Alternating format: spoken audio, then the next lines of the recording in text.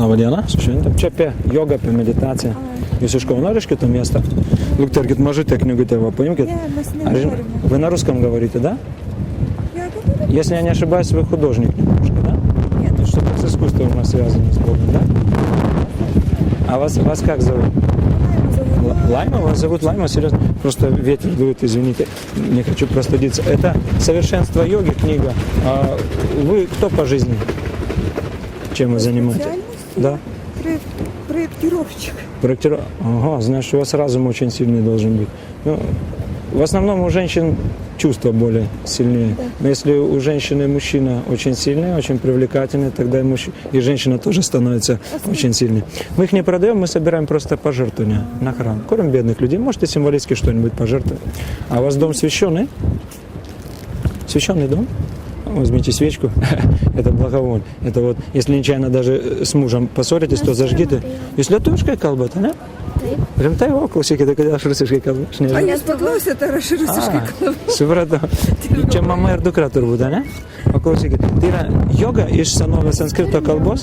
Šitokią turi? Ne tokią, mes turim storesnį. Aha, čia yra jogos tobulybė. Tai yra maža knygutė, sako, kad joga tai yra ryšys. Tai aš žinau apie jogą, mano tėtis domisi. Tai mes Rimtai? turim. Padovanokit tavo tėvelį. Tėvelis bus labai patenkintas. O jūs ko vardu? Mamytė Laima, ne? Jeigu aš taip suprantu. Aušra? Ar žinot, kad aušra tai yra pats palankiausias metas meditacijai?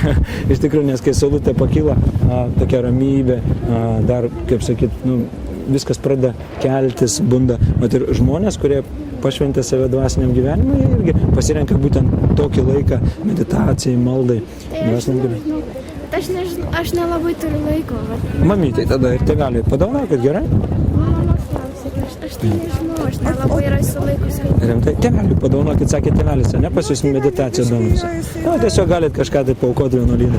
Mes patys tokią veiklą atliekam, maitinam benamius žmonės, statom vienuolyną, spausdam knygas, mes patys vienuoliai studentai dabar praktiką atliekam, keliavam po visą Lietuvą. Krišnai, tai? Jo. Krišna iš senovės sanskrito kalbos reiškia visų patraukliausias, tai yra vienas iš Dievo vardų. Aš mažai duosiu, tai jūsų pyk. Pyk negalima iš jūsų inkstus kepenis pradėti. Reikia išmokti visiems žmonėms atleisti. Galiu pakeisti, jeigu ką. Žmonės Galiu pakeisti. Galit paimti. Aš nežinau, aš noriu jums duoti 5 litus. Gerai, aš jums duosiu. Ne, baikit, klausykit, ponė, aš jums duosiu. Duokit mano Gerai. Aha. Sudėrėjom. Ačiū labai. Paimkit va knygutę čia apie šventąjį šitanį. Ne, tai man bus per daug. Ne per daug. Vienuolyno vadovas specialiai renka aukas, dėl to šias knygutės duodam už auką. Na, ačiū jums, tegul viešpats palaimės. Sudėjom.